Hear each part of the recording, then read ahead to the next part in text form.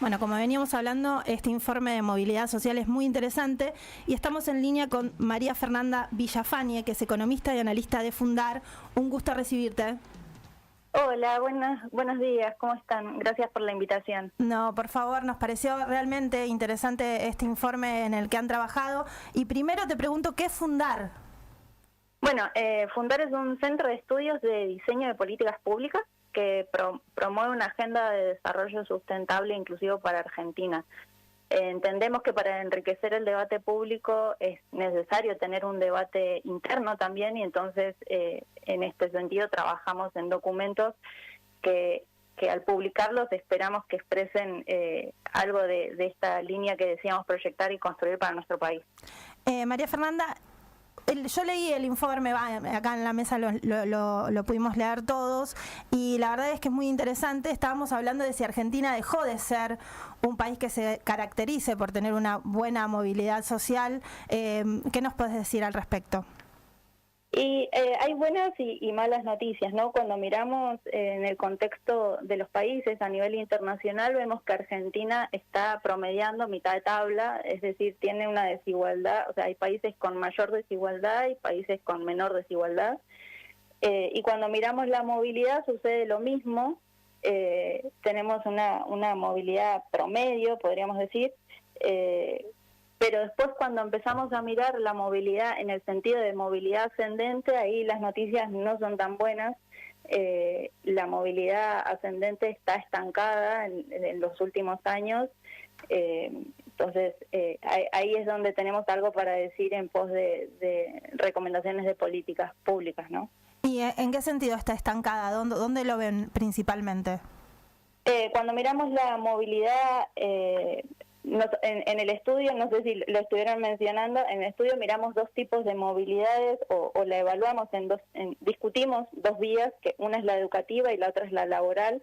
Cuando nos focalizamos en la educativa, ahí es que encontramos esta movilidad ascendente, o sea, la probabilidad de que una persona que haya nacido en un hogar con un clima educativo bajo, es decir, cuando sus padres o tutores no terminaron la secundaria completa, ¿cuál es la probabilidad que esta persona obtenga un nivel educativo terciario o universitario? Es decir, un nivel educativo superior al de sus tutores o padres. Y acá, bueno, es que esta movilidad está estancada en los últimos 50 años. 50 años, o sea, no sí, es algo sí. Que pasó hace poco. O sea, ya venimos con esta realidad. Claro, tiene que ver porque, bueno, Argentina ha tenido una expansión de la educación pública que ha igualado la cancha en el terreno educativo. Entonces, esa probabilidad de tener un nivel superior ha sido ascendente, pero bueno, llegó como a su meseta y es lo que encontramos que está estancado en los últimos años. María Fernanda, ¿hay diferencia entre hombres y mujeres y también entre ser hijo de una familia constituida y otra monoparental? Sí, bueno, nosotros usamos para el estudio la encuesta La ENES, que es una encuesta nacional sobre la estructura social que se hizo en el 2014 y 2015. Es una encuesta que tiene un capítulo que es retrospectivo, es decir, a las personas encuestadas se le pregunta cómo fue el clima en su hogar cuando tenía 15 años, en particular datos sobre sus tutores o el jefe del hogar o sus padres, en el caso de que no fueran sus progenitores. Y acá lo que encontramos también, bueno, hicimos la segmentación, ¿no? ¿Qué pasa con padres e hijos, madres e hijas, en el caso de educación y para el caso de ocupación laboral? Y sí, efectivamente, las cuestiones de género aparecen. En el caso de la educación, quizás no es más como el clima educativo del hogar, no se ve en particular o no cuestiones de madres y padres, pero en el caso de la ocupación, digamos, ¿cuál es la probabilidad de que uno herede la ocupación de los padres? Ahí sí encontramos más patrones de desigualdad de género. obviamente desigualdad en el caso de las mujeres, ¿no?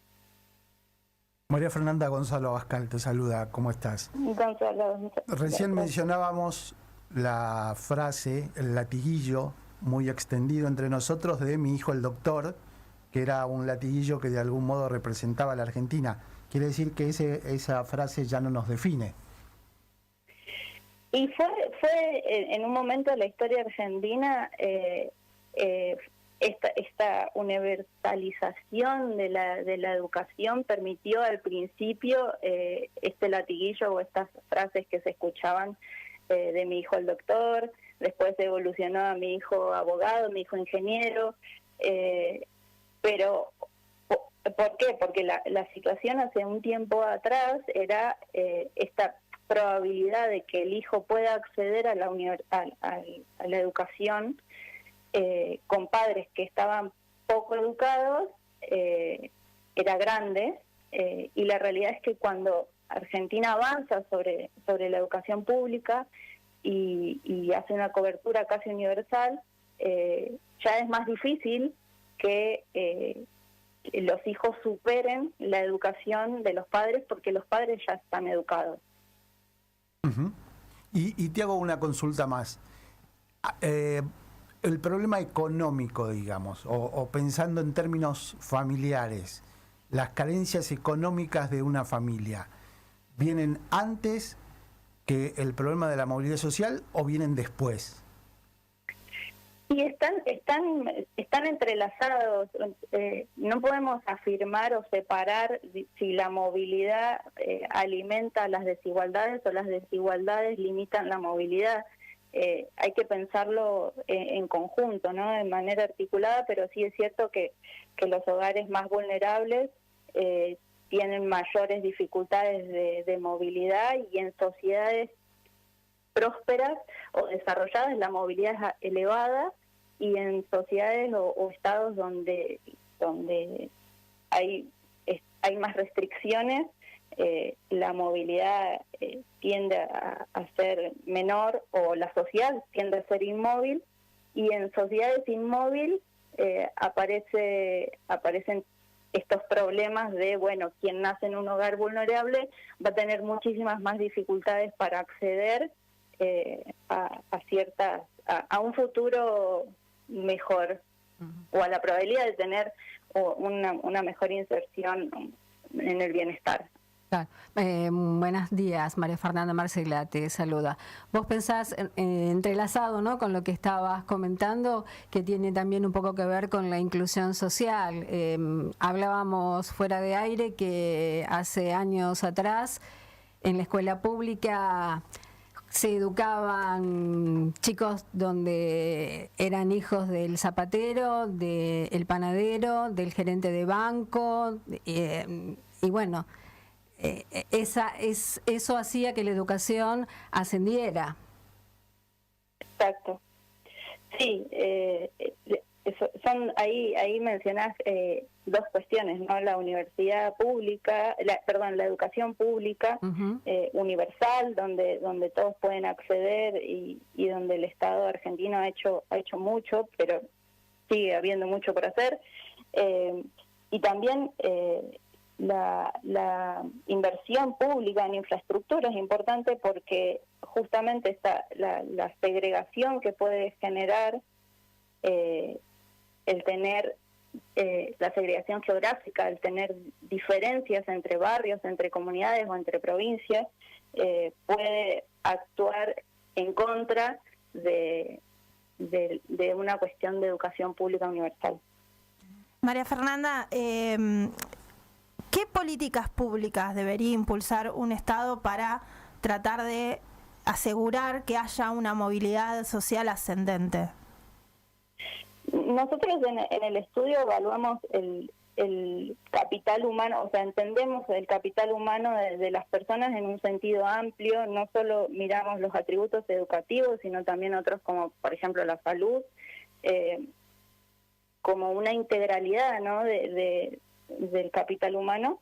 Y en este sentido lo que aborda el trabajo y lo que proponemos es la provisión de bienes públicos, educación, salud, infraestructura de calidad, y transferencias condicionadas que son mecanismos idóneos para asegurar que las infancias o los chicos en el periodo educativo permanezcan en la escuela y no entren tempranamente al mercado laboral, sino que entren con una formación terminada, que puedan seguir estudiando, que les permita acceder a un mercado laboral con mayores oportunidades.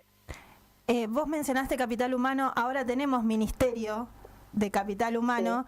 Sí. Sé que es muy pronto, son 100 días, 100 y pico días de gobierno. ¿Ustedes hicieron alguna evaluación sobre si hay posibilidades de que esta gestión ponga el foco sobre políticas públicas que ayuden a que haya esta movilidad social ascendente? No hicimos estudios. De hecho, este estudio de movilidad social, como les contaba, surge de una encuesta retrospectiva que se hizo en 2014 y 2015.